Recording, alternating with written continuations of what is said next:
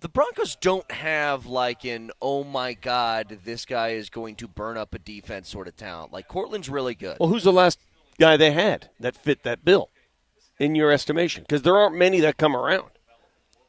You're thinking, aren't you? DT? I'm thinking DT was pretty damn awesome. It's a decade ago, ladies and gentlemen. Yeah. So those kind of players that you're trying to describe, it doesn't necessarily make a great team. Vic, it just makes a great player. I went back to the 24-0 halftime deficit against the Chargers yesterday. Did you see that? And I watched the comeback. I remember again. the game. And that first touchdown pass to DT to start the second half, to start that third quarter, and I'm like, man.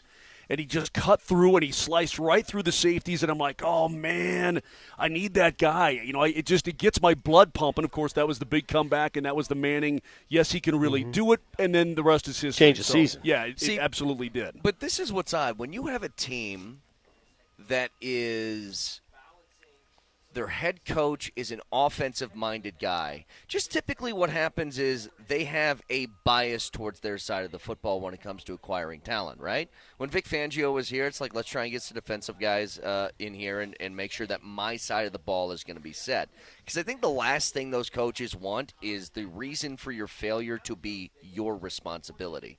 You know, that's what was really weird about Brandon Staley in Los Angeles. Remember, Brandon Staley was a defensive-minded coach, and their offense was amazing, and their defense stunk, and they're like, what's going on here? So what do you think he made tremendously poor decisions. Well, sure, but what do you think the decision is for Sean Payton? Decision for what? He has an offense that is lacking game breakers, let's say. Okay. And their top three assets that they had this offseason were a first-round corner and two high-priced linebackers and safeties. I have the answer for you. Okay. And I had a deep discussion with somebody very close to Sean Payton about this yesterday. Do you know what Sean Payton strives for on his offensive side of the football? Run the play. Yeah. If you run the play, it will work. What drove him crazy with Russell Wilson, and the reason why it just was never going to work, is he didn't run the play. He would improvise. He didn't run the play. He turned his back to the play and did his own street ball thing, which is what Peyton referred to it as. He wants you to run the play because he has so much confidence in his playbook, in his offense, in his system, that it doesn't matter. I mean, you have to have professional players, but the guys he's assembled right now, in his eyes, run the play and we're fine. Well, can I say this, that I don't necessarily have a problem with that, because I believe that Sean Payton in his career, I think he's earned the right to trust his playbook and his play 100%. calling. So, I mean, I think the evidence, when you look, they won one Super Bowl in New Orleans, but they were a pretty damn good team his entire time, barring major injury and that sort of thing.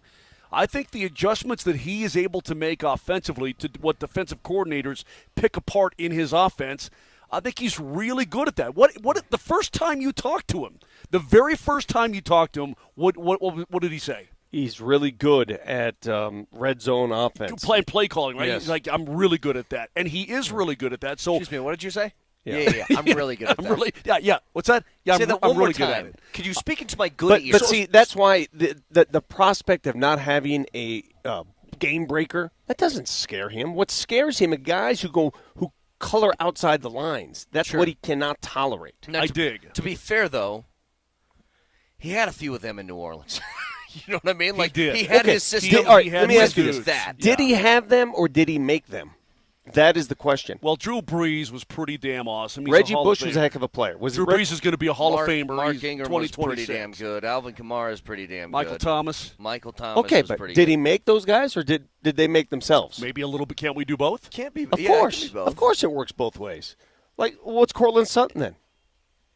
He was already good before, and I love to listen to Peyton talk about going back over Cortland Sutton's film and watching that 2019 film when he was just a puppy, and say, hey, I need whatever weight you were, whatever you did, that's the guy that I'm looking for. The guy I need. That's pre-injury, obviously, but I dig that. But Cortland was effective before. Yeah, Sean Payton is not making Cortland Sutton. I can promise you that. Cortland was already pretty damn good. I have a feeling that Evan Ingram is going to turn into a heck of a weapon for this team if he can stay healthy. I really do. I just think he has thoughts Sean Payton has thoughts. That's why they identified and targeted him early in the process. He sort of sees something in him that he's going to utilize. You can tell he's got a couple of his favorites. I think he really likes Troy Franklin. Like, really likes him. There's just like, he had a comment yesterday, and Nelly, can you run this? It's him talking about R.J. Harvey, and the basis of the chat was about, or the question was about pass protection.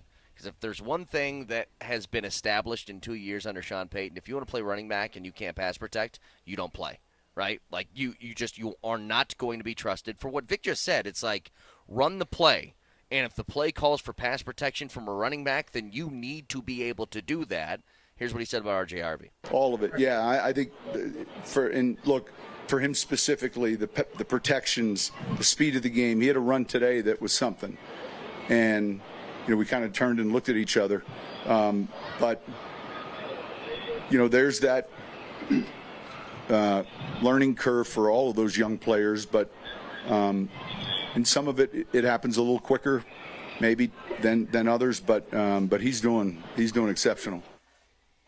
He's somebody that, if he can get that part of it figured out, I mean, you guys have seen at least a couple of these, and I think the easiest thing that you can evaluate now in this portion of camp is, like, does a running back have some vision? You can't tell if he breaks tackles or not yet, or none of that stuff, but do you have explosiveness and do you have vision? He had a play yesterday. He was taking a handoff to the left side.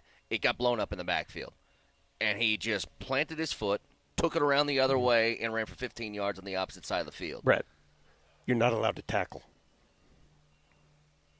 I just said that. I know. But, I mean, every time I've heard this story 3 times already about what he did, and everybody's impressed by it. But it's But that's a speed and explosiveness thing. I mean, that's I get it. is. I get it. But how do you know he's not brought down in the backfield if they're allowed to tackle? Because he stopped before any tacklers were How do you know the close to tackler didn't stop him? That's what I'm saying. You can't assess this stuff. You can't do it. I'm assessing speed and explosiveness, which he has. He does have that. But until we watch him in the moment, in the actual game, I don't care what they do here, especially those guys who play physical positions. Let me get back to – and I'm not trying to be a party pooper, but it's just the truth. Yeah. I actually like what Sean Payton said. I think this should be some sort of evaluation tool. When he goes, he had a run that we all kind of looked at each other. Because I've done that before with whether it's football, basketball, whatever. Somebody makes a play, and you kind of go, oh, absolutely. Like that. That's great. That thing means. Now, if the coaches have that reaction, it's a little different because they know exactly what they're trying to get out of every play, every practice play. Late great Peter McNabb and I, we do that over some players and go, whoa, did you see that? Whoa, and that was like, okay, this guy can make in the NHL. So, yeah, but let me go back. Again, I don't want to raid on anybody's parade. I don't want to be a party pooper, wet blanket, however you want to categorize it, but dig this. Is R.J. Harvey going to be better than Isaiah Pacheco in Kansas City? I don't know. Okay. Brett. It's hard. Well, yeah, I don't know about I don't that know yet. either. Okay. But I'm not even sure what Pacheco is. Pacheco's an explosive game breaker. That's what he is. No, he's a bowling ball. Like, he can rip people apart. Yeah, he certainly is. You're talking about Amari and Hampton. He's down in Los Angeles playing for those damn Chargers. Plus, you don't know what he is. Well, you don't know what he is, but I know he's a first-round draft pick. Great. Okay, and they also have Najee Harris down there. Take a look at what the Raiders got. Ashton Genty, have you watched any in its training camp, but have you watched any analysis of what he looks like so far? Well, I watched it last year. Well, yeah, and right now in Raiders training camp, tongues are hanging out, tongues are wagging at this guy. So I will say this, in terms of the offense, and Sean Payton has earned that right to trust his playbook and trust his play calling abilities. I believe in him until he doesn't execute and can't do it. That being said, when I look at this Jahdae Barron pick, and I look at the plethora of defensive backs on this team and adding on to that defense that was already really damn good, you passed on some pretty damn good offensive players and maybe even some game-breaker type of guys in order to take him, right? I mean, you used a first-round pick on a defensive player. So that being said, I don't want to be in a position of going back in 3 years from now second-guessing what could have been in the first round. That's all I'm saying.